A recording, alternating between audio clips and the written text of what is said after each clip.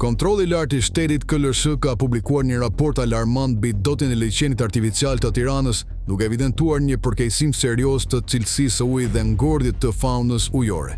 Analizat e kryera nga disa institucione tregojnë se liçeni është në gjendje eutrofike, pra i sëmur për shkak të përmbajtjes së lartë të fosfateve dhe mungesës së oksigjenit. Kjo gjendje, sipas ekspertëve, e bën të pamundur jetesën e gjallësave ujore. Sipas KLSH, ndotja vjen kryesisht nga shkarkimet e ujrave të zeza të patrajtuara, që derdhen në liçen në të paktën 8 pika problematike.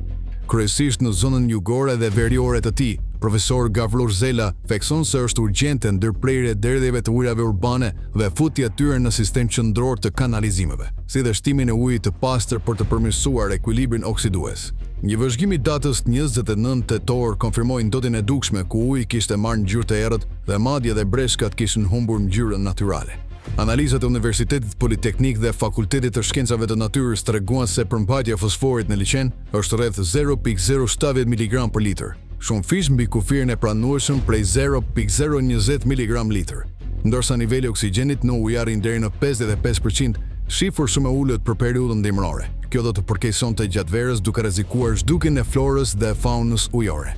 Pavarësisht problematikave kritike, KLSH zbulon përplasjen ndërinstitucionale me strukturave të Bashkisë së Tiranës, asnjë prej tyre, as APR, as UTK, as Drejtoria e Rrugëve, nuk mban përgjegjësi për rrjedhjen e kanalizimeve që derdhen në liçen. Si pasojë, ndotja vazhdon pa kontroll, ndërsa raporti e cilëson liçenin artificial si një ekosistem të sëmur, që rrezikon të fehet në një liçen të vdekur nëse nuk merren masa urgjente.